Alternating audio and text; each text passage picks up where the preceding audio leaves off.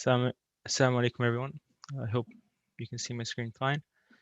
Welcome to our presentation. Uh, as you can tell, it's called Befriend Death or Die Trying. Today, we will be trying to explore resurrection in our lives and how we can understand resurrection. So the roadmap we will be following is first, we will begin with the questions we have regarding life and death, as resurrection has a lot to do with life and death and the hereafter, and whether or not these questions I have about life and death can be answered with resurrection. Then we will move on to discussing whether or not these questions are valid and potentially, am I complaining, or is it okay to be complaining about death, or how must we change our stance or our response towards death that we experience? And then we will move to how do I define loneliness? How do I define my needs and true deprivation? We will be examining these topics, trying to understand, again, how death has a relationship with loneliness, needs, and my deprivation, and maybe what's the hereafter of these. And am I left alone? Another important topic we will be discussing. And then lastly, hopefully we can talk about practically applying these to my life. So making use of it, implementing it in my life, and trying to understand the death that I experience daily. I do also want to start with this reminder that we will be focusing on giving reminders or talking about reminders rather than presenting absolute answers. Even if we have heard the things that we will be presenting, the reminder, first and foremost for ourselves, helped us just to remind us of what resurrection means and how we can understand life and death better and the hereafter better, and find some answers to our questions. So first, let's begin with the questions then. So there are many questions that we can have regarding life and death, regarding the cycle of existence that we go through, the cycle of constant change that we're going through. And so our first questions are, so why do you think things die? This is probably a question that many people share, if not all of us. Especially, why do my loved ones have to die? We do not enjoy having the people we love pass away. And even in our daily lives, why does my happiness have to die? Why can't I be happy all the time? These are questions I have. I'm sure many of us have. Next, why must my joy be taken away from me? I find that I also go through the cycle of life and death when it comes to my emotions. I experience happiness and joy, but then I also experience sadness due to some other events in my life. It makes me question, why must I go through this endless cycle of joy and sadness, gain and loss? It can be very tiring to go through this. The next question that we may have is that, is there truly wisdom, mercy, and compassion in death, in loss that we're experiencing? We discuss in our discussions about how all creation are like mirrors to our Creator's names, and that His names are manifested in everything.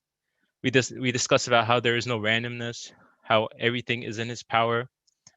But it is sometimes hard to see if there's wisdom really there, if there's mercy and compassion in some of the losses and deaths that we experience in our lives. And since it is difficult to see this wisdom and mercy in the life and death I experience, how do I then feel secure when I go through these trials and hardships of death? I want to feel secure. Again, this can be the death of another person, but it can also be the death of my own joys, my emotions. It can be the death of an amazing job. It can be the death of my peace of mind. It can be the death of my dreams that I have, and so on. And when I am experiencing this cycle, how can I not fall into despair? Again, I question, how can this be good for me?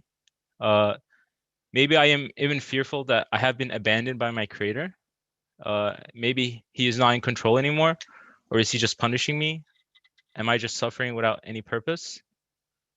And these last questions I have: how can I trust in Him? How can I trust in my Creator when I feel like I am in this darkness caused by this life and death that I experience?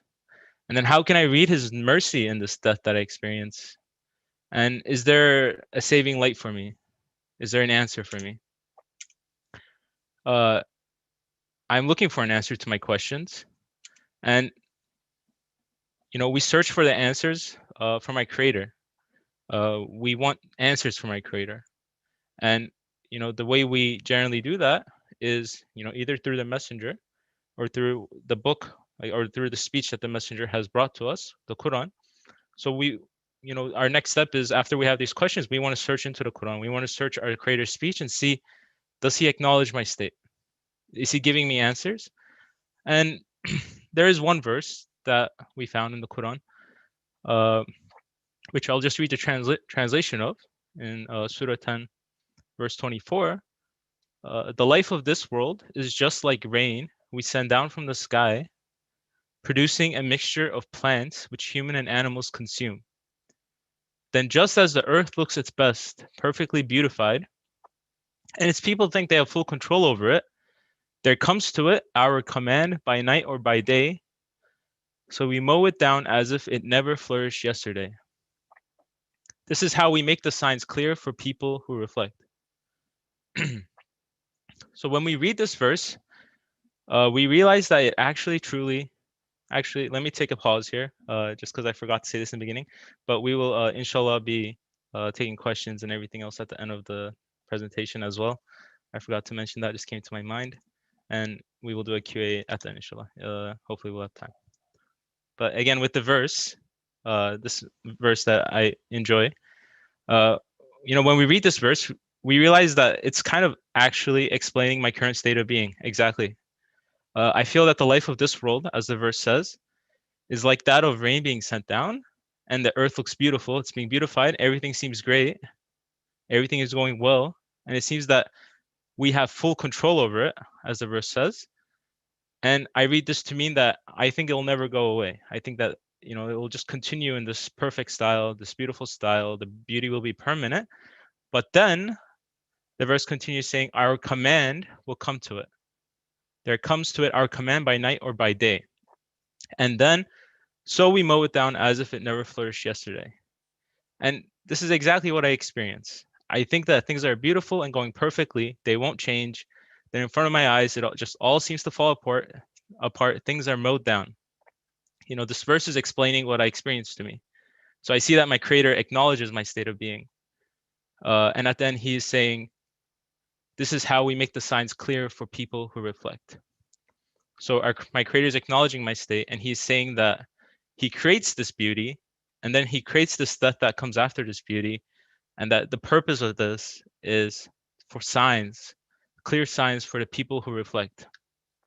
And as someone that's now seeking answers to my questions about death and what comes after death, and why do we have to go through death, this verse now makes me ask, what are the signs that my creator is talking about? And what am I supposed to be seeing in this constant activity and change? Hopefully that is a question that will be touched later in this presentation. But now, my creator is saying that this is the cycle that he creates. He's creating this life and he's creating this beauty, and then he will mow it down. And that there's a sign in this for me. But the question is, so can I not escape the grief and suffering if he will create it this way? This is how he creates, but I don't want to feel grief and suffering. Must my joy and happiness also be mowed down? Is there no escape for me? Is there no solution for my worries? Because there's a very real grief that comes with losing something, especially when things were beautiful before. So we don't enjoy it. And then there's another verse which comes not long after the previous one. So this verse is, there will certainly, actually it's short, so I could read the Arabic here. Bismillah ar-Rahman ar-Rahim. Ala inna awliya Allahi la khawfun alayhim wa la hum yahzanun. الذين آمنوا وكانوا يتقون لهم البشرى في الحياة الدنيا وفي الآخرة لا تبديل لكلمات الله ذلك هو الفوز العظيم. Translation: there will certainly be no fear for the close servants of Allah, nor will they grieve. They are those who are faithful and are mindful of Him. For them is good news in this worldly life and the hereafter. There is no change in the promise of Allah. That is truly the ultimate triumph. And these verses are now giving me good news after the previous verse. We see in these verses that our Creator is saying that it is possible to feel no fear and to not grieve, at least for the close servants of God. The verses say that for the ones who are faithful and mindful of Him, there is good news in the worldly life and the hereafter. And good news is what I'm seeking. Good news is what I want. So these verses are soothing for my soul. I do not want to grieve. I do not want to feel fear. I want to be happy about good news and glad tidings. And then we also see the verses say, there is no change in the promise of Allah. So apparently I have been promised something. Apparently I have not been abandoned when I feel like things are mowed down and taken away from me. The promise of Allah is continuing. Now, there's a lot to cover in these verses, such as, what does it mean to be a servant of Allah? What does it mean to be faithful and mindful to Him? And what is the promise of Allah? I will just focus on a small point about these verses. What I see in these verses is that it is possible to be able to read the good news in this world and also in the hereafter. Meaning it is possible to see the good news when something is alive, and then after it dies, and then it is resurrected in the hereafter. It is possible to read it as a good news. And when death comes to our happiness or joys or our loved ones, the promise of Allah has not changed. But the question is, how can I see this good news? I want to see the good news, but how can I see it? How can I see the news right now, the good news right now, and also after I experience the death? And I want to be able to see the hereafter of things. And the verse says the way to achieve that is for those who are faithful and mindful of Him. So in some sense today, in this short presentation, I think what we are trying to understand is how can we be faithful and mindful of Him such that we can see the good news both in this world and the hereafter. And for us, we also take this to mean how do we come to understand, or how do we make sense of resurrection, where it goes from life to death to the hereafter. The topic of and this is the reason we have chosen the topic of resurrection. We're trying to see, is this an answer to our problems, my needs? And the part that I will be tackling, or just starting off with, inshallah, is firstly this the beginning. We're starting from the beginning, from my questions. And I wanted to start from here, from the topic of, do I have a right to complain when I experience death, or when I go through grief or hardship? And we kind of have to start at this point because the topic of complaining, I think, is especially important. I think that fundamentally, we need to be careful how we respond to events that are created for us. If I face a hardship and respond with complaining to my Creator and being unhappy with Him directly, I don't think the hardship will ever get easier. I think it will only get harder. Whereas if I express my neediness and seek help from my Creator when I face a hardship, I find, and like experientially, you can see this as well, that the hardship gets easier when you seek help from Him instead of fighting Him, complaining against Him.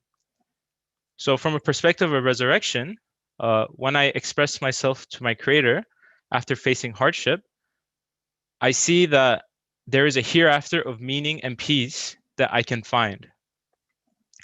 There is some resurrection happening in terms of meaning after a hardship.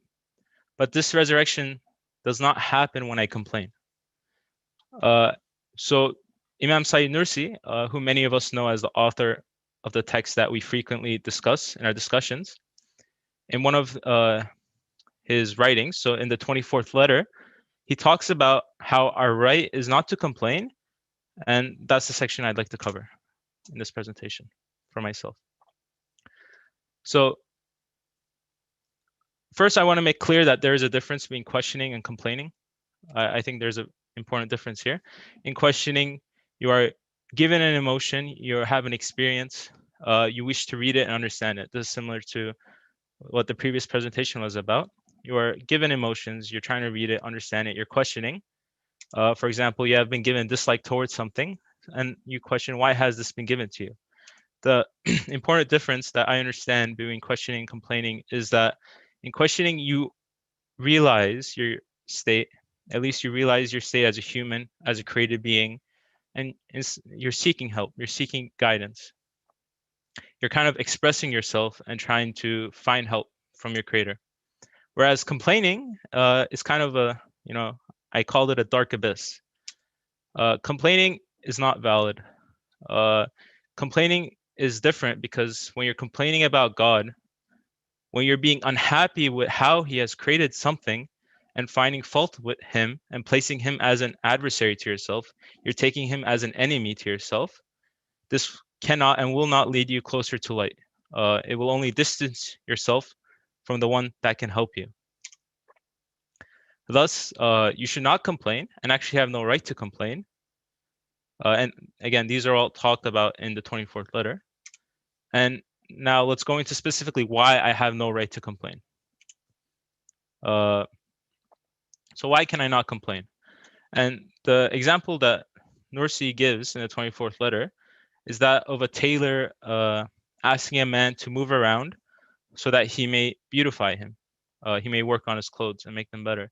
Nursi says, does this man who the tailor is working on have any right to complain and say that he's being put through difficulty by being made to like raise up his arms and obeying the tailor who's working on him? No, the tailor, the man does not have a right to complain in that sense because the tailor is only helping him. In the same way, in order for his names, God's names, to be displayed, we are created and formed. The manifestation of his names is made clear on us. We are being beautified by his names. So we don't have the right to complain from that sense. And another point, maybe a very blunt point, the created being, us, have no rights before the necessarily existent one. We don't have rights as a created being before our creator. He is the creator and I am the created one. I am completely, well, I need to realize that I am completely dependent and needy on him and that I cannot take him as an enemy by finding fault in him and complaining about him. If I turn away from my sustainer, if I turn away from my Lord, I have nothing to stand on. I have no foothold and there will be nothing else to support me because I am infinitely dependent on him. And complaining about him is seeing fault in him and turning away from him. So now you are left alone and your worries and your pains can only get worse. Instead, the right I have is to offer thanks and praise and to practice contentment because I have been given existence. For what exists has been caused to exist. He has created the things that I have. For example, so Nursi says contentment is profitable things. So like in contentment, you will find profit. It will be beneficial for you to be content with the things that you have been given.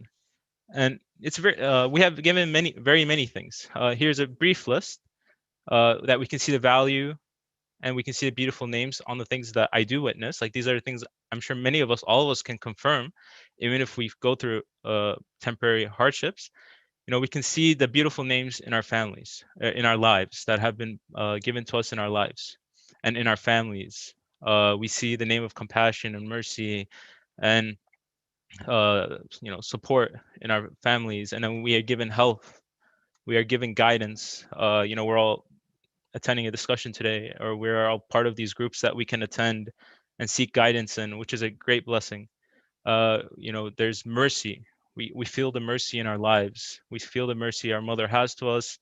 We feel the mercy in the events that take place in our lives. In the sustenance that we are given, there's a mercy. Every day we are eating food.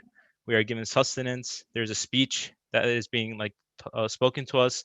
Again, in the daily actions that you experience, in the rising of the sun, setting of the sun, it's all speech for you to read, to be able to read. And there's messengers being sent to you. There is a lot of things, essentially, that is there for you to be content about, to be happy with, to pray, to be thankful for. And the more you actually realize these things, the more you remind yourself of these things, the more you're actually surprised at how much bounty there truly is. as I was saying, just from the rising of the sun to the setting of the sun, the amount of things that are potentially being spoken to you, the amount of mercy and compassion and different things that are being spoken to you, that you don't even realize. But if you offer thanks and if you are content and have gratitude, you can start reading them more. Whereas when you're, if you're ungrateful, if you're being ungrateful, so if I'm being ungrateful for the things I am given and I only look at what I am lacking, then I will be denying the bounties that have been created for me.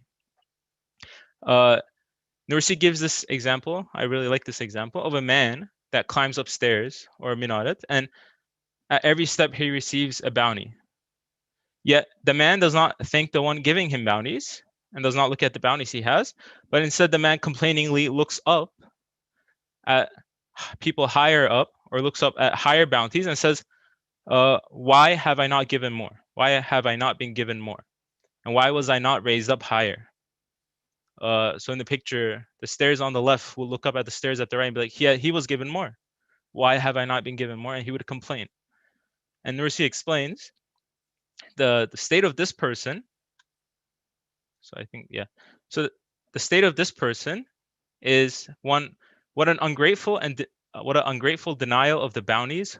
What a great foolishness it would be, as even a lunatic would understand, to act as this man was acting, to not be grateful for the things he's been given, instead to complain about the things he's not been given, to look up higher, and to completely ignore what is below him.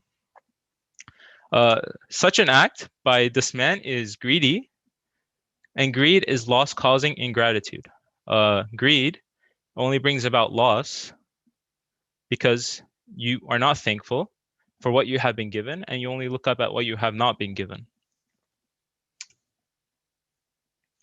So the next step is patience, because so Nursi says, if you have any intelligence, accustom yourself to being content and try to be satisfied with little. If you cannot endure it, say, "O most patient one," and request patience. This is patience and trying to be content, because again, it's not easy, of course. None of this is easy, but try to be content and try to have patience. And there was a verse that I enjoyed, which I'd like to share. So, Bismillahirrahmanirrahim. وَمَا لَنَا أَلَّا نَتَوَكَّلْ عَلَى اللَّهِ وَقَدْ هَدَانَا سُبُلَنَا وَلَنَصْبِرَنَّ عَلَى مَا آذَيْتُمُونَا وَعَلَى اللَّهِ فَلْيَتَوَكَّلِ الْمُتَوَكِّلُونَ. And why should we not rely upon Allah while He has guided us to our good ways? And we will surely be patient against whatever harm He should cause us. And upon Allah let those who would rely indeed rely. The reason I selected this verse is because in the beginning it says, why should we not rely upon Allah while He has guided us to our good ways? And this is how I understand patience to be. Patience is, realizing that up until this point in my life, my Creator has taken care of me. He has manifested His name of sustainership over me, compassion over me, mercy over me through my mother, my family, the events of my life. And I know He has taken care of me up until this point. And why should I not continue to rely upon Him when I'm faced with this new event that I can't understand? Why I will be patient in relying upon my Creator, and I'm sure He will help us through whatever harm there is to be here, if there is any harm here. I think there's a very practical approach to being patient as well.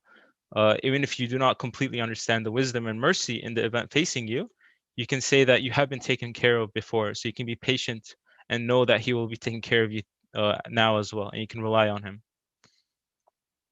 However, if you must complain, we are all human. It's hard to be content. It's hard to be patient, and sometimes we just must complain. Like, we have this need created within us to complain. We have this tendency because we can be unhappy about the things in our lives, and these are feelings that are also created in us. They are important to acknowledge as well.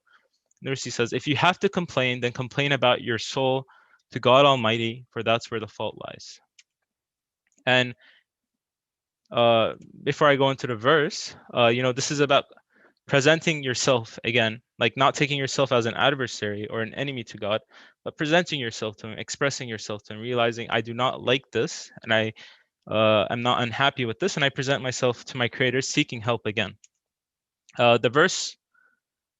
So this is the verses in Surah Yusuf where Yaqub alayhi salam tells his sons after they come back without their youngest son, like and the verse goes, قال إنما أشكو بثي وحزني إلى الله وأعلم من الله ما لا تعلمون يا بني يذهبوا فتحسسوا من يوسف وأخيه ولا تيأسوا من روح الله إنه لا ييأس من روح الله إلا القوم الكافرون.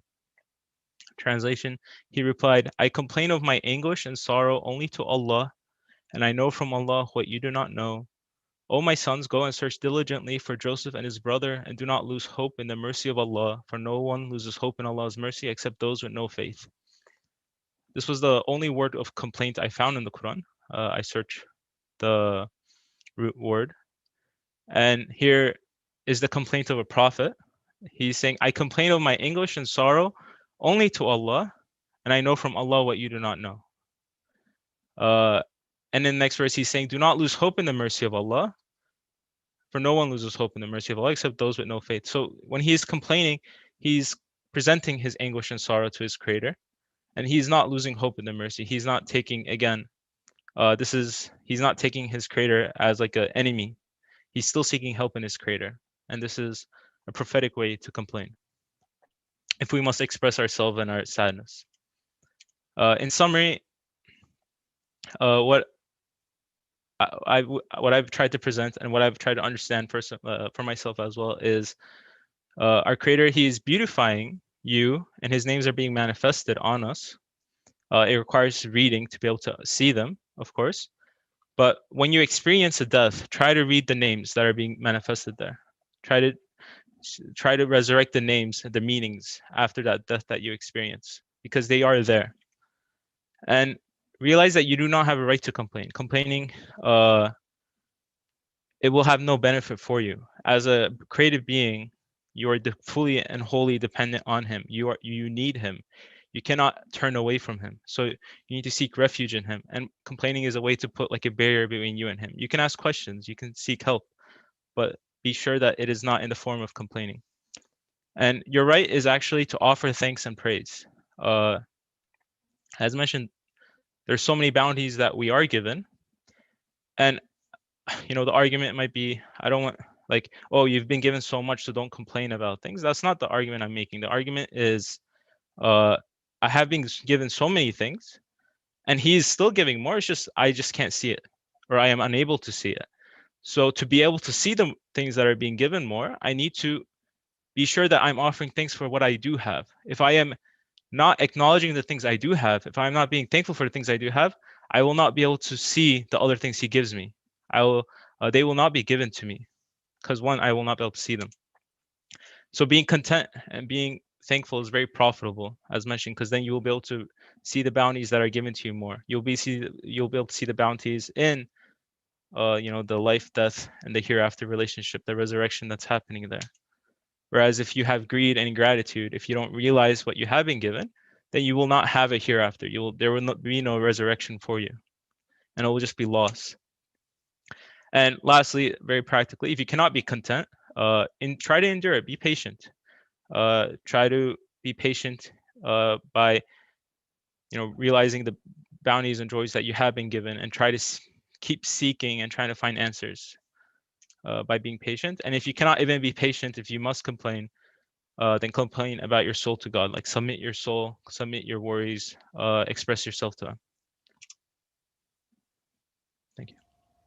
Assalamu alaikum. So, as we head into this quote-unquote second section of the presentation, I'd like to just say, as opposed to we're not necessarily adding on to what's been said, but kind of because of the multifaceted aspect of resurrection, it's kind of like adding on to it alongside it, inshallah. So I'd like to begin with just addressing this question of what is loneliness.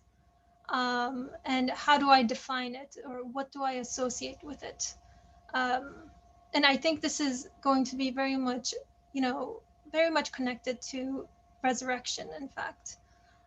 Loneliness brings to mind these different words that you'll be seeing on screen. But it's a lack of a presence I enjoy, perhaps a sense of abandonment, separation, loss, valuelessness, meaninglessness, which brings me to ask, why is it that loneliness and death incite an unpleasant feeling within me? Because I don't necessarily choose to feel this way. The feeling itself is given. And it's as if if I am alone, then I am in the presence of death. The essence of loneliness reminds me of death, and death I associate with deprivation. So these kind of concepts that are very tightly linked together, at least in my mind, I kind of wanted to delve deeper into why that is, and does it really have a sound foundation for it? When something or someone dies, I feel as though I'm being deprived of something I had. Even if it's something that I, supposedly worked hard to get, or even if it was something that was given to me, outside the vicinity of my power to begin with in the first place. And it's as if this thing called death comes and severs this tie between me and that which I love. And essentially, this wounds my spirit, even just to think about it. So because whatever I find in loneliness, in death and deprivation, and all these other words on the screen, it seems to awaken, within myself at least, the needs of my spirit. Which, whether you want to call it your spirit or your humanity, I find that in the presence of loss of some sort or of some form, the needs of my spirit become more apparent to me. In a way, it becomes a means of self-reflection, self-identification for me to turn inwards. And whether these needs are happiness, life, meaning, permanence, and a few other things that just came to mind, it's not so much that I only experience these in states of loneliness or loss, but during the height of those particular experiences, they become most apparent to me or transparent to me. I still feel the looming presence of these needs, in fact, at all times. But perhaps when in those, if you want to call it traumatic, or in those emotionally demanding situations, they become even more clearer. The veil is thinned out, if you will. So now, having turned my gaze towards the needs of my spirit, I ask myself, is it really the loneliness and deprivation that I am afraid of, that I despise, or that I cringe away from? Or is it the fact that I find myself in a state of insecurity in knowing that my needs will be met? And again, these needs being ones that I have absolutely no control over in terms of like choosing to have these needs, and in fact of fulfilling these needs as well. And my needs for happiness, mercy, meaning, permanence are so intrinsic to the entirety of my being that, just the thought of meaninglessness shakes my entire spirit. It shakes me to my core. Which brings, or which begs the question, what is true deprivation then? Perhaps separation or loss in and of itself is not the real issue, although it seems to be the issue on the surface. And so perhaps the real issue is, ironically enough, in my mindset, the permanence of those things or states of being that I associate with loneliness, with loss, and with death. So, for example, if I am, if I leave my mother's warm embrace as a child to go to school, am I deprived of her compassion? And what if in that situation, I know I will come back home after school? Am I still deprived of her compassion in that case? I recall my first day of school ever, where after we had said goodbye to our parents, I had this, like, I didn't want to leave my mother. So after we went inside, I left the line and I kind of got lost in the school until an upperclassman found me and was like, "What are you doing here?" But I clearly did not trust the educational institute to reunite me with my mother. So I ended up taking matters into my own hand and kind of making the situation more complicated than it needed to be. But perhaps within the core of that particular experience, I feared that I would never see my mother or experience her compassion, her warmth, her love again. So going back to her example, I ask, am I deprived of her compassion when I leave her presence? What if I truly felt secure in being reunited with her? Am I truly deprived of that compassion, especially when I feel secure, that there must be both a wisdom in the apparent separation, but also that I will be reunited? So can I really call this a state of deprivation? And this is just one example, but it alone highlights to me this intrinsic tie between true separation and true deprivation.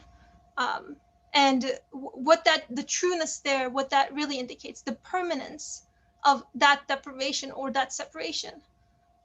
If as a child I felt completely secure in the fact that I'd be reunited, um, and that state of being was temporary and was in fact one where the compassion of my mother was still present with me, even as I went to class, then I would not feel that separation as abandonment or deprivation in any way.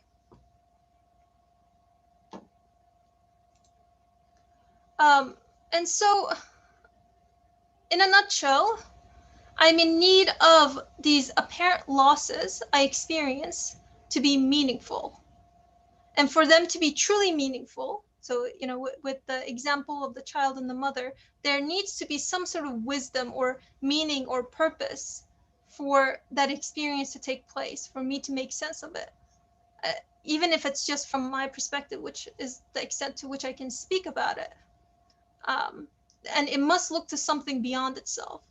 So if someone passes away due to a virus or for any other reason, really, I experience true death and true separation and deprivation within myself the moment I take for granted that there's no meaning left in there for me to read.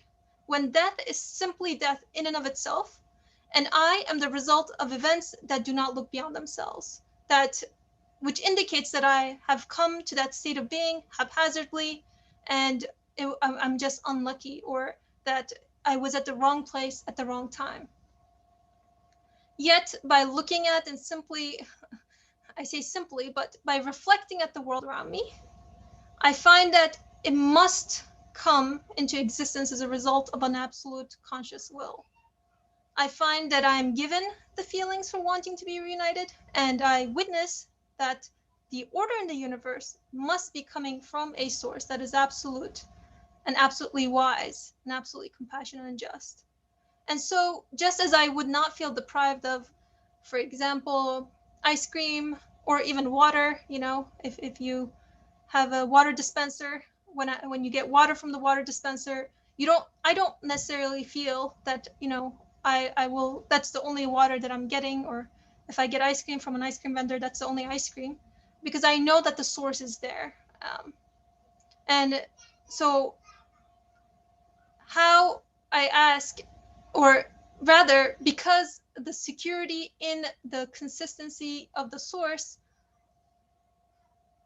within, or in acknowledgement, or in the confirmation of the consistency of that source, will, inshallah, create that sense of security within me, even with the apparent losses and deprivation.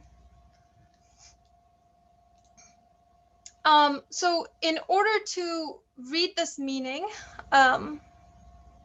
or to be guided in reading the meaning that I am in need of, I turn to my Creator for guidance, and I find that in verse 25 of chapter 2, he says, "And give good tidings to those who believe and do righteous deeds, that they will have gardens in paradise beneath which rivers flow.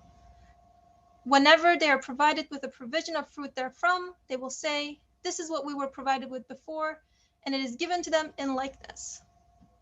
So while there's a lot to unpack here, what I wanted to in particular focus on is that it says that those in the Garden of Paradise will say, this is what we were provided with before, and as it will be given to them in likeness. So what is the significance of this news coming to me in the face of death, and trying to make sense of it in terms of finding that security in the permanence of, or trying to find security in to know that I will continuously be given things. So for me to even liken or compare a bounty, as it says, they will be provided with something of the likeness that they have experienced before. Or to even have the concept of a bounty to begin with, it is necessary for me within my human experiences to experience a degree of separation, of death, of loneliness, or a lack of something. And through these experiences, I can then thereby become self-aware and have the opportunity to acknowledge my own reality and build the basis for which to confirm the things my spirit is in need of. Because if I never experienced a degree of a lack of anything, I would not become aware of my own needs, essentially. It's just my human reality that I do need to experience a degree. I do need to experience an apparent loss. I do need to experience these shades or these degrees so that I can become aware of what is going on. And so experiences of death or loss become a means of detecting bounties. And it is in those very experiences where I feel discontent that makes it possible for me the moments of being a conscious recipient of my Creator. If I cannot confirm that I am being provided for now, how can I even talk about being provided for eternally? The apparent pain from the pinch of death, if you want to call it that, shakes me up. It brings me back to my senses and makes apparent to me the evidence for which I am given now, and thus the promise of the continuity of these bounties. In other words, the seed of eternity lies in the present and the presence of gratitude. And gratitude here being a means of recognizing that I am always a recipient. And within that realization, I may bear witness to the continuity of the bounties that I am given. So now, looking at myself, I want to address one other concern here, which is, am I really a recipient? What are the bounties? Because I experience all these losses, and they seem to be the most apparent things that kind of attract my attention, but am I really a recipient of sorts? And to begin, every moment I find myself, of course, in a state of existence.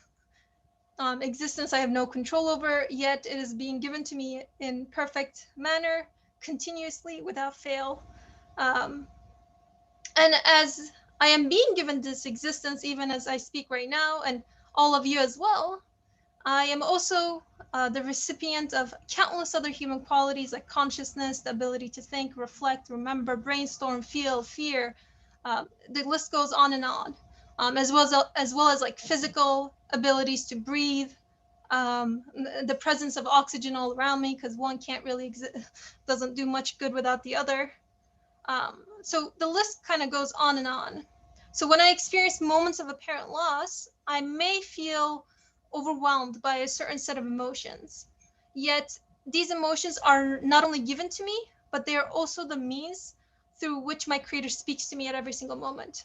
So there is essentially never a moment where I don't have a feeling or thought. And even, if one argues, boredom or apathy or state of sleepiness, whatever, there's still a presence there, never really truly leaving me to myself, to my own devices, and always urging me to kind of read the meaning in its presence there.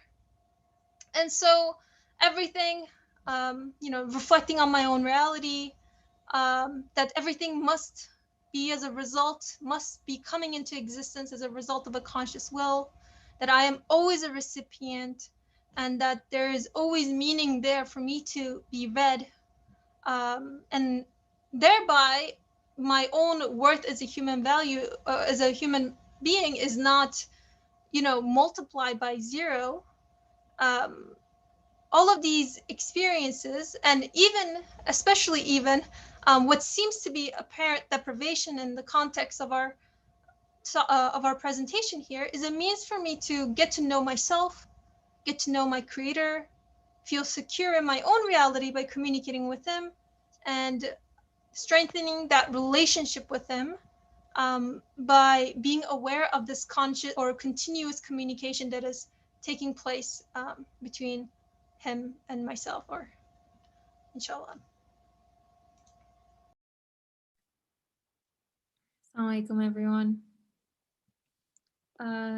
At this point, I want to talk a little bit about the practice of living with the truth of resurrection. We've looked at how I can try to make sense of resurrection and death, the human psychology that I experience in face of them, and how I can transform my worldview through a Quranic education. Yet I think there's still very much the practical question of, now what? How does the truth of resurrection, the reality of resurrection, change my day-to-day life? How am I to internalize this good news? Will it really transform my life? What do I do if I'm still left with questions? So these are some of the lines of thought that I want to hopefully just dwell on and explore in this remaining time that we have together. Given these conclusions about resurrection, for me, one of the questions is, how can I feel secure? How can I feel certain in the truth of resurrection in terms of my feelings and experiences I come face to face with? Although I may be convinced of the necessity of resurrection, when I go to live my day-to-day life, how will this help me cultivate a sense of existential security and certainty? And this is important for me if I'm to take away anything practical from this truth. And I still see death taking place constantly. I see my loved ones age. I see myself age. There's no skincare product, no healthy lifestyle that will change this fact, right? The inevitability of my death approaches. So how do I let this worldview transform the way in which I approach my life, in which I approach change and transience and decay? I find myself I'm created in such a way where I don't like decay and transience, but how do I accept this reality and feel contentment? How can I feel secure? And perhaps I think in the most simplest of terms, first and foremost, this requires a constant reminder of what death is and means for me, right? As we've discussed throughout this presentation, that death is not annihilation, that death is not deletion, death is not loss, death is not deprivation, and that transience is not my fate, that an eternal existence awaits me. How to translate this feeling? How do I translate this feeling onto my day-to-day understanding and life and mindset?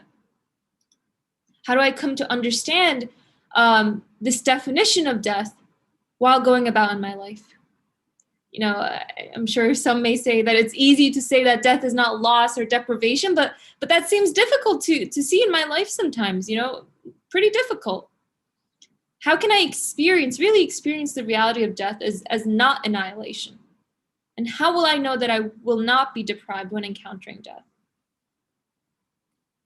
And perhaps one way of going about this is that I need to come to see the ways in which I experience death in different scales in my everyday life. For example, I experience the death of my hunger once I eat, but then it's resurrected the next day, or potentially the next hour. I experience the death of my joy, for example, when I have to undergo a stressful project or time period. But I also can experience its resurrection after that stress goes away or after the completion of a project. There is this constant dynamism to the feelings that I'm undergoing, to the many states in which I see I'm being put in and taken out of and placed into others.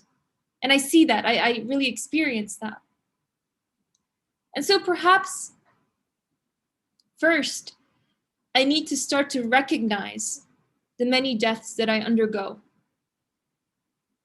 in many ways throughout the day, every day, so that I may also come to recognize and realize that there are accompanying resurrections. And I think the more I cultivate this habit, this practice of recognition, the more I will become aware of the truth of resurrection as it's manifested in my everyday life. Let's say I may become angry with a family member in the morning. But towards that same day's afternoon, that anger kind of wades away and I feel love and affection again. The truths of death and resurrection I see accompany me continuously. But like all things, I need to practice in stopping and reflecting and recognizing who is giving me these feelings, who is taking me and placing me in these various states of being. Because I see that I'm being put into a variety of situations continuously. Being taken from states of sadness to sadness again, and then happiness, and a myriad of other feelings, right? This change, this constant change that I experience, to me, I think is in fact the process of death and resurrection. One form of it, at least. And I think that if I can start to recognize it in my day-to-day life and internal states of being, then I can also start to see it in the world around me, right? It starts internally. I have to first become conscious of the ways in which I individually experience it, so that I may also come to recognize it in the environment around me. And this shows me that death is really simply a gateway to another state of existence, one whose samples I taste here and now. And so, throughout this presentation, many times perhaps we've reiterated that I'm not left alone, that I'm not left alone. And I think that this can also lead to a question that perhaps we should try to address of, why is it that I'm not left alone? Why is it that I'm experiencing these constant deaths and resurrections? Why can't I just be left alone? And first, of course, we should try to understand what it would mean to be left alone, right?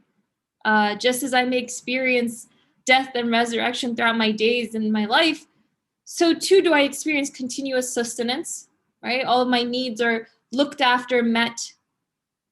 And in this sense, perhaps we need to re-examine the question itself of what being left alone really genuinely means. And that seeing as I'm being given existence continuously, that being left alone really is unfathomable. It's non-existence, as existence is constantly given to me. And yet again, I can have the question of, well, there nevertheless seems to be so many obstacles that I have to face. Why? Just barrier after barrier, things that I need to jump over or try to resolve. And again, perhaps here as well, I need to try to reconstrue how I approach situations that I label as obstacles. What are they obstacles to? My happiness, my success? Is it that, if I was left alone, I'd be able to attain that which I seek, but I'm being put in all these situations and they're preventing me from getting what I really want?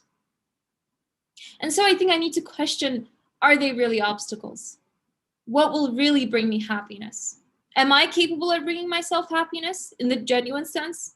Is this world capable of creating eternal happiness for me?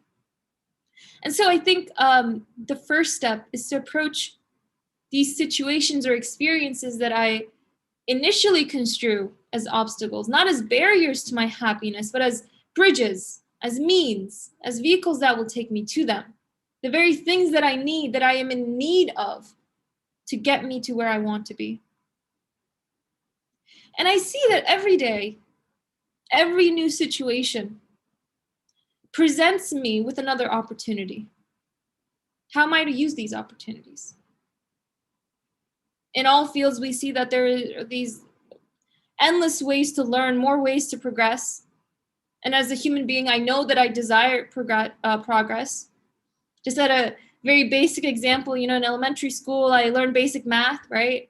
Then multiplication, algebra, calculus, discrete math, maybe theory of math, and then advanced education is just more abstractions. But it doesn't stop. There's always more to learn.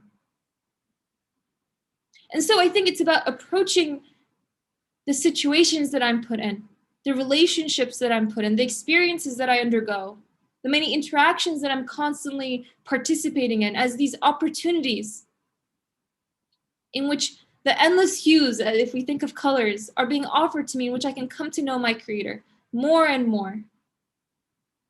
You know, if we think about colors, for example, the color red, there's scarlet, there's crimson, there's red orange. There are these endless hues of just red. You can't run out of them. In a very similar way, I guess, every new situation offers a means to know, to understand, to become further acquainted with the qualities of my Creator, the names of my Creator. These qualities that will help me feel more secure, more content in my given existence. For they offer me the very path in which I can try to find fulfillment in the many needs that I find in myself. And there are these endless ways in which I may face difficulties, stresses, but each of those difficulties, each of those stresses, each of those frustrations or feelings, whatever that I may undergo, are the very ways in which I can come to recognize the endless qualities of my Creator. And each of them offers a doorway to the many needs that I have. They help me actualize my human potential. And so in this respect, I see change. I see these situations, these experiences as opportunities to add more to my bucket of growth, to offer me more ways to connect with my Creator, which at the most fundamental level speaks to my human needs. And so, I guess I come to realize that, no one is out to get me in this existence, right? Rather, I see that I'm given the ability to think and choose and accordingly determine the meaning or lack thereof that I can extract from that which I experience. And if I choose, I can see and experience everything for what it is, right? A meaningful education for me, cultivated just for me, a personalized syllabus. And, I use perhaps this example because it just makes sense to me that when a syllabus is assigned in a class, it doesn't really make sense for a student to declare, why won't this teacher leave me alone? Why do I have to read and think about these new subjects each week? It's for the student. It's not torment. It's not bullying.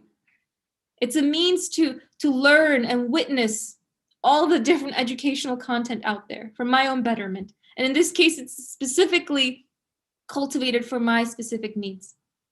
All the colors of existence are presented to me through my relationships, my work, my school, my health, my feelings, and so on.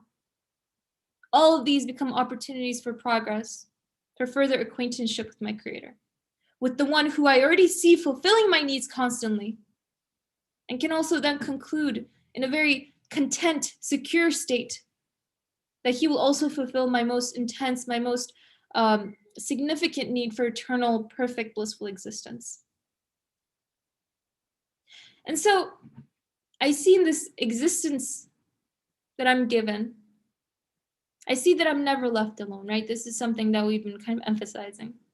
I'm always being provided guidance. My needs are always being met at every moment.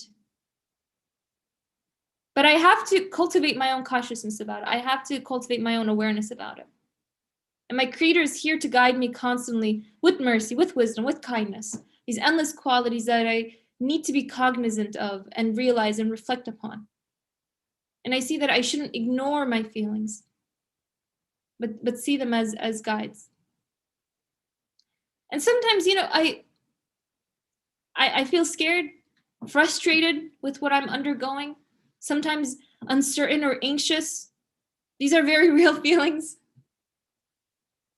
But I see that these feelings, just like everything else that I undergo, like hunger, other things, these feelings will also be given sustenance. What does it mean for feelings to be given sustenance, right? Just as my need for water, hunger, shelter, oxygen, and so forth are continuously being given sustenance, my feelings, my insecurities are there to tell me to say that they too will be fulfilled, and that all I have to do is ask, supplicate.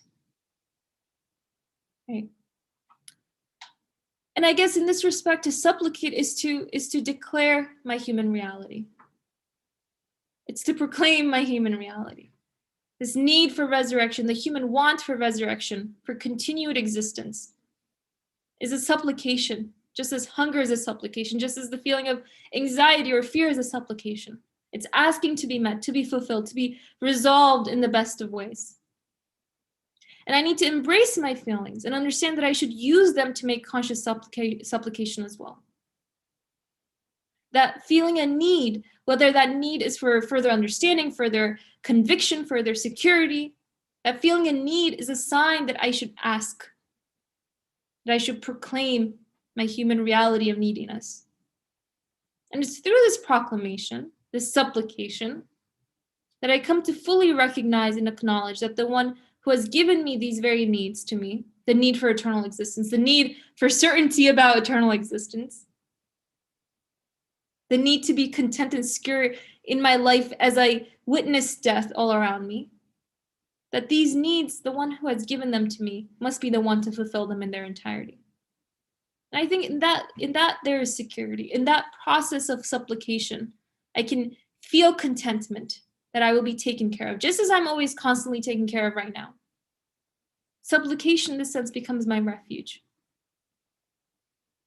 It's my telephone line to my Creator. It is the full realization of what it means to be human. And so, to conclude, I want to reiterate that this presentation is really simply a reminder. Right? It's a reminder for ourselves, first and foremost, and perhaps a reminder for those listening. And that the significance of resurrection is not limited to just my death, but also my here and now. Right? It permeates through the everyday routines, everyday relationships, everyday ups and downs of my life. And as a human being, given these abilities, given these qualities, it's my duty to be reminded of this truth, to remind myself of this truth, to recognize death and resurrection as they take place in my life, in all of my experiences. And there are endless signs given to me for the necessity, the truth of resurrection, right? But it is my human responsibility to reflect, to think, use that which has been given to me to declare this reality and present my neediness over to my Creator. And so, to conclude, I guess in this existence that we are continuously being given, we can try to befriend death, as we titled this presentation, in that we can try to see how it is a messenger for us, delivering good news, delivering the news and promise of our Creator, that eternal happiness, eternal bliss, and security awaits us. And wherever we are on our journey, what's important is that we simply are on the path, that we live and die trying to practice this truth, inshallah. So thank you all for patiently listening and engaging with this presentation. Jazakumullah khair. And inshallah, we're happy to take questions for the remainder of the time or any comments, insights, reflections that you might have. Thank you.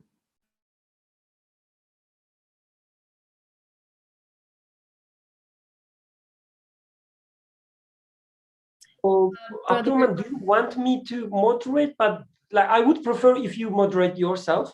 I see some hands raised, but just let me know if you prefer me to moderate. Could you moderate? Oh, theoretically, yes, but as I said, I would prefer. I think Aysenur will moderate. Yeah. No problem, inshallah. Brother Zafar, please go ahead.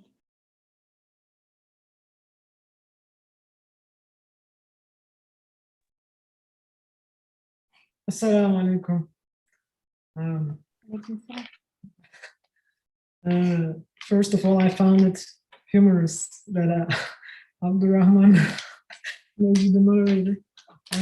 Thank you very much. I think I commend you all three for all that preparation. It is obvious that you prepared a lot. You put a lot of thinking, and I think it was very well done. Thank you. So just a couple of points here. I see that we need to befriend death from all that you said. To befriend death, to be happy with death, as you said, is only possible by understanding why we should experience loss and death, why it has to be experienced. So if I don't understand why it has to be so, then it will always be my enemy. So no matter what I claim, it'll be my enemy. So how can I say that it has to be there? Easy to see this is that we cannot speak of death in the absence of life. We cannot speak of loss in the absence of gain. So death and loss do not exist on their own. They exist with their counterparts. So everything exists with their counterparts. So in this case, loss and gain are counterparts. There are two ends of a spectrum, or life and death are two ends of a spectrum. So I cannot talk about that independently of life. So what I call death is the absence of life. So when I see absence of life, I say, wait a second, what happened? I was enjoying this. Well, what happened was life was taken away. So whatever that life used to belong. So it was taken away. It made me realize that, oh, that thing was living, right? So if I experience no death, then I wouldn't realize in my conscience that there was life in the first place. So as a created being, meaning as someone who is given these qualities, I say, I have to experience this existence at various degrees, so that when the degree of equality changes or drops, then I say, hey, it was like this, but now it is less. It was more, now it's less. What's going on, right? So I notice what has dropped in its amount, right? So for example, I have 3 tomato plants, good or bad. It all depends on my frame of reference. So if I used to have 1, but now I have 3, it's a gain, right? But if I used to have 10, now I have 3, my frame of reference is more to less, so I call it loss. So is 3 tomato plants good or bad? If there's a drop in the quality, then I call it loss. If there's a rise, I call it gain. But what matters is that whether I know the one that gave me those 3 plants, the one that gave me a life with 3 tomato plants, right? If I have come to understand, come to know that source, then I can be happy.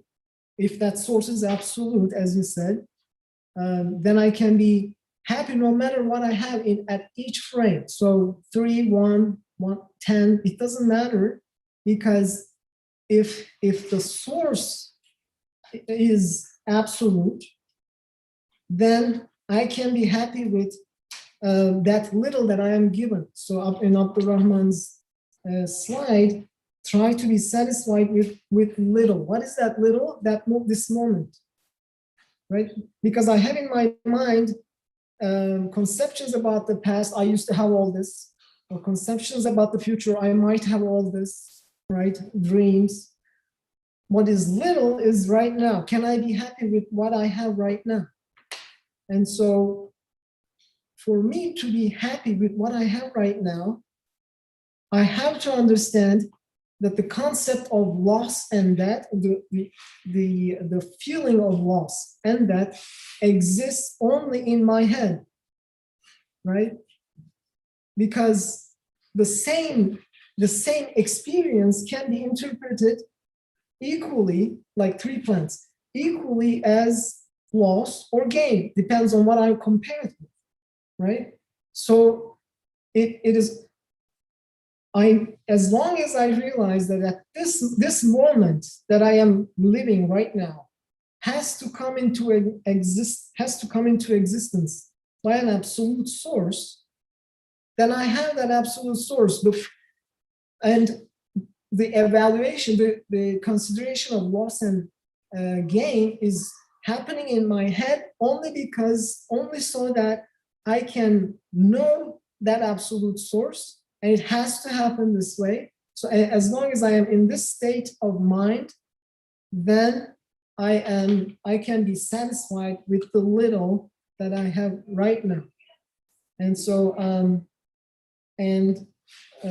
so this complaint versus contentment in Abdurrahman's discussion also is a pair, right? So they exist together. So as I go down in my contentment, I call it complaint. As I go up, I call it content. So the Prophet Yaqub alayhi salam says, I direct it to my Lord, meaning that the moment I find discontent in the absence of contentness in me, I direct this feeling to the one who gave me, seeking the wisdom in it, or seeking my reality, presenting it to the one who gave it to me, who made me understand reality in degrees, so that I can reach back to my content state. Okay, and so in a nutshell, I just wanted to say that for us to befriend loss, to befriend death, to befriend complaint, we need to understand why we are made the way we are, and it had to be this way.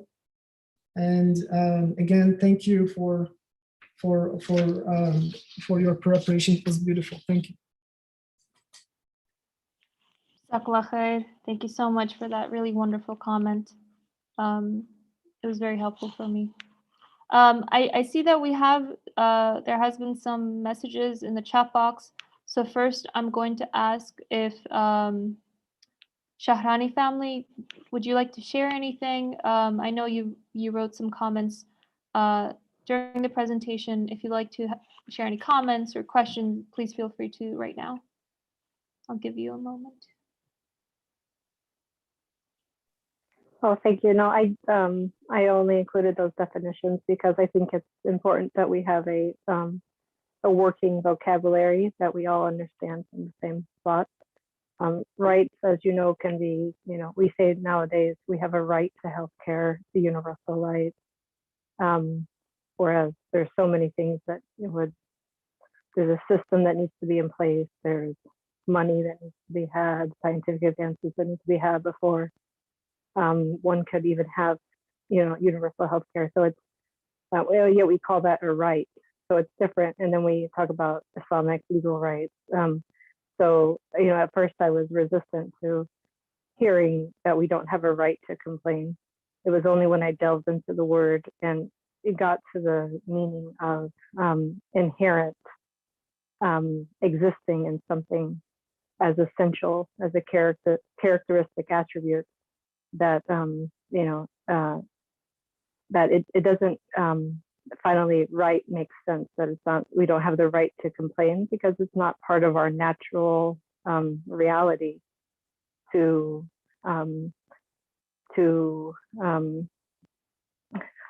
see the negative of something when we are the ones who are being given. So that's just why I did that. And I will sometimes do that when I think that it's a word that it needs to be treated with like careful understanding of how we're using it. That's it. Yeah. Thank you. No, I absolutely agree. Thank you so much. I know we have a hand up, but first let me also see if those in the comments would like to further talk. Mariam, you had a comment. Would you like to read it for us or share any further thoughts?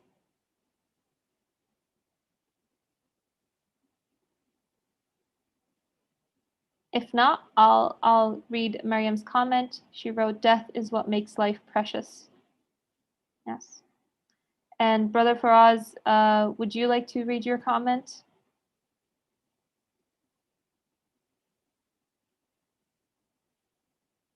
If not, I will also read Brother Faraz's comment.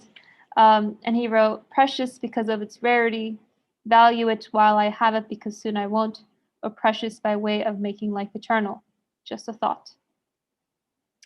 So he can feel free to add to that whenever he would like to. Now, Brother Birkan, mic is yours. Jazakallah khairan. Thank you for beautiful presentation and beautiful in many ways. So the topic is very relevant to to everything we will be talking the entire retreat. So Jazakallah khairan for choosing this topic and discussing in details. So one thing that I want to add, or maybe a question, together with you, is that, like, when we talk about that, we always talk about the feeling of loss, which is there. Like when we talk about, or when we experience death of anything, it comes with this feeling of loss in us. Such a feeling is created for sure. But I guess associating them with a very strong connection and saying that since, when I experience that, there's this feeling of loss in me, that means that is loss, it would be too much of too far stretch of this feeling. Because I guess the right way to approach is, yes, I have this feeling of loss, which is accompanied with other certain other feelings as well, like sadness, for instance, or unacceptance, like I cannot accept it, right? Or maybe I cannot accept this feeling of loss, right? It can be read in different ways. So it could be said in the same way that when I listen the experiences, that the way I see death is the one that is not accepted. So when I see that as loss of something, when I lose something, when I think that I lose something, these feelings of the feeling of unacceptance is there as well. I can also say that my creator is telling me that this understanding is not accepted. So the same way the resurrection, I guess it's the curse of the language, the English in our case. So when we talk about the resurrection, it sounds as if, there's an existence of something, and then non-existence, like there's a gap, and then there is existence again. So the word resurrection sounds that way. I don't know in Arabic, I guess that in Quran, I'm not an expert, so I leave it to others who know the Arabic. But as far as I remember, it's mentioned as being raised or given life. But this idea of, coming to existence again after a certain gap, after a certain waiting period, I'm not sure that it is there. So I'm not sure the word resurrection, make justice to what we experience with that, or what we experience, what we, let's say, what we mention when we talk about being gathered in the day of Deen, or however you translate. So what I'm trying to say is, it is one way of thinking that, or even resurrection, that coming to life or coming to existence after a certain period of non-existence. But this is a simple, let's say, imposing our mostly secular worldviews into the matter. So when somebody dies, for instance, yes, there is, a change in the form, in the way they exist, for sure. Like, I do not interact with their body anymore. But like, how I know something exists or not, through my interactions, right? That's the only way I know. Even if I go through some abstractions, I use, let's say, a scientific method of inferring whether something exists or not, it will eventually depend on some observations, some interactions that I have. And everything I interact with, everything I, have some experience with, exists.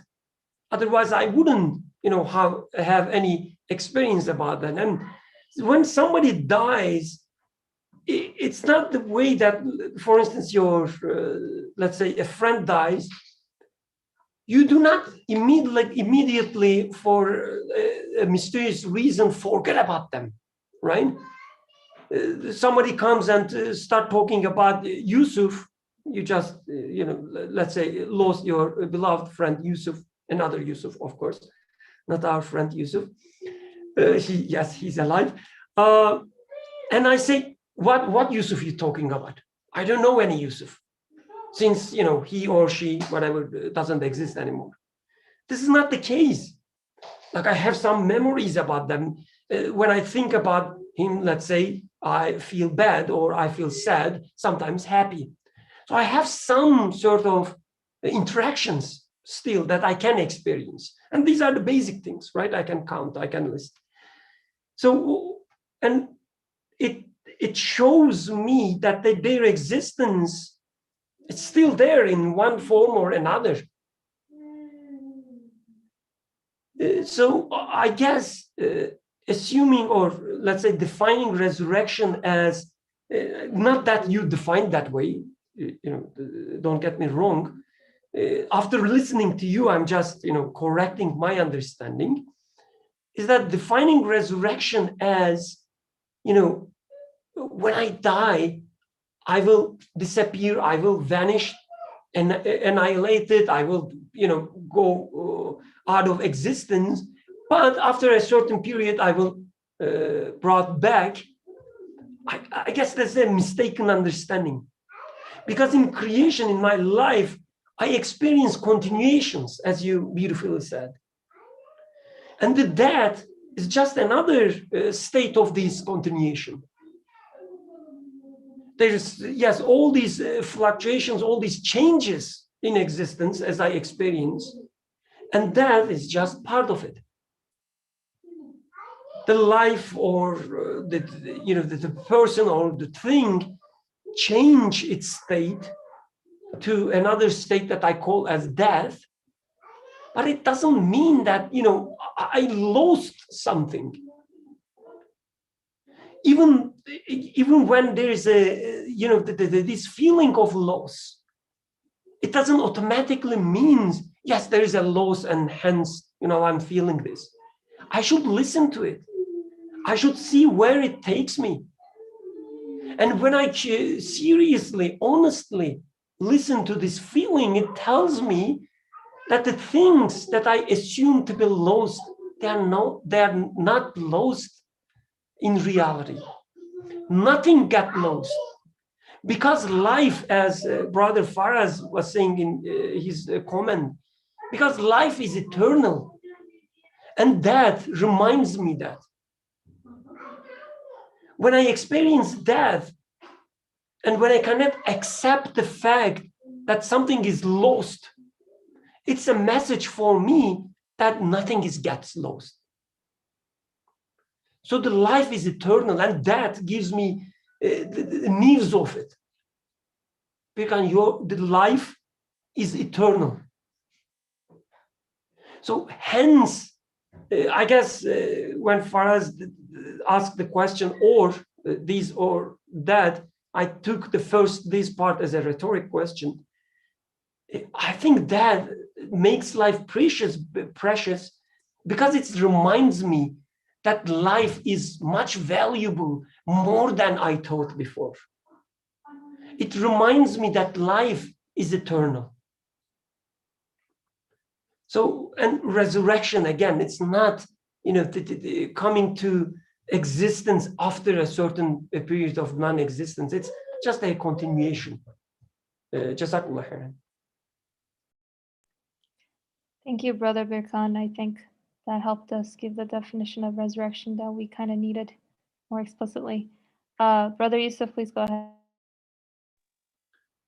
So I will just share some feelings because this topic is somewhat fresh to me in an interesting way. So, in the age of social media, I had a Twitter account just for following up with what new papers are coming in academia. So I follow academics only in Twitter. But I came across a lady she is a well-known neuroscientist from Pakistan, but now working in Canada. But recently she got diagnosed with terminal cancer. So day by day she's dying. She's just trying to buy time, as she calls it, with chemotherapy and whatnot. So of course she is sharing her story real time. So whenever she's in ER and everything. And she started a fund on her own name so that she is going to left something behind, which is also a sign that we want to be eternal this way or that way. But one thing that attracted my attention or caught me off guard was, she said since her diagnosis last year, she didn't check her Google Scholar profile that many times, just to follow up how many times she got citations. And it caught me off guard because I keep checking my Google Scholar profile, how many citations, and I'm not getting too many of them, just one or two once in a while. So this, now that I'm looking at her, she had her own lab. She is just this associate professor. If she were to live longer, she would become a full professor in a fancy department and everything. And I wanted to be like her. And now that she is leaving, and I ask myself, what is different now? So why is she so much worried? Why am I not worried? Is it because of me being a firm believer? Or is it because she now knows that she is dying? And this death is more real than anybody else's death, because everybody is going to die. So what's that much fuss that she's going through? But she knows that she's going to die within a year or so.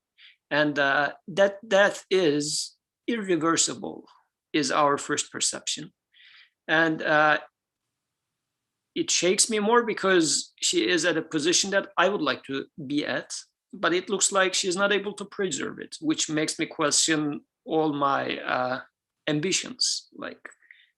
Because right at the position that she is, that position is not making any sense, or it's not carrying any more meaning. And she's just now closing down her lab and just trying to do whatever she can do joyful within her last days. But that death is so real. So in this regard, again, I'm questioning, what is that resurrection? Yes, in a sense, in the final term, I guess, yes, I would like to bring that resurrection to here and now. But the real death is such a strong wake-up call than the death of my coffee. I'm just tasting this coffee and it's going to die. But I know that it's going to, within my reach, there is another coffee that I can brew. And it doesn't sound too much like a death, although it's a death. For any definition of death you can come up with, it definitely is a death. But since it's within my reach, I don't feel like it's a death that much. But once the real death comes, I do not have access, or at least I don't feel like I have an access to another life as easy as having access to another cup of coffee. So, and this really bothers me. So this is why I think your presentation is very valuable, to say that, reminding me of those other flavors of death not being too much different than the actual death, but maybe I have this false sense of repetition, because for that lady, she knows when she's going to die, most probably, but I don't. So this is why I'm not as worried as she is. But at the same time, it makes me question, or actually it's a very beautiful reminder for me, for all my ambitions, for what I am seeking satisfaction in, to say that, well, if we just swap the shoes and now I am in her shoes, all my family, all my ambitions and everything, where would it go and what would it be replaced with? And what's going to really remedy this anguish, that anxiety that she's going through? Because time to time she tweets saying that today I broke up and I sob a lot. And she has a 6-year-old boy. Recently she said that they communicated that she's dying with her, and she was saying that it was a intense emotion to communicate such a thing with your 6-year-old, that you are going to die within a year or so. Of course, I put myself like having this little one, how I would go through the same stuff. So I think in this sense, yes, befriending death, but ultimately, because it's real, I would love to have a life that would be attached, since Brother Birkan said there shouldn't be a gap in between this life and the other one. But there seems to be a cut from the end that I'm looking at it here, like death is cutting it short. But I would love to feel that there is something right after it, and it's not going to be cut off. It's much more real than other deaths that I'm going through, but maybe because of my ignorance. But if I dive deeper into it, then I can truly sense that it is the same death that's happening with my coffee as well. But I guess due to accessibility of the next cup of coffee, I'm not feeling it that much strong in here. But when it comes to life after death, then since I'm not that much sure if I'm going to be accessible to another life as a next cup of coffee, it gives me a huge anguish. This is why I am finding it hard to befriend death. But Alhamdulillah, your presentation was valuable to liken me about, or reminding me about, how the same thing also applies to this cup of coffee. And the next coffee, where does it come from? Why do I take it for granted? And the one that gives me next cup of coffee would be the one that can and could and should give me the next cup of life. So in these regards, I guess it makes it more real to think about all this stuff. Sorry, I took too much of your time.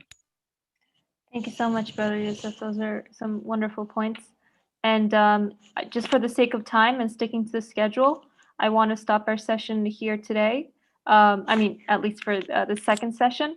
We'll be talking further about resurrection on tomorrow's panel. So if you have further questions, comments, I would say save it for then. But inshallah, we'll continue with the third session at 3:30. Inshallah.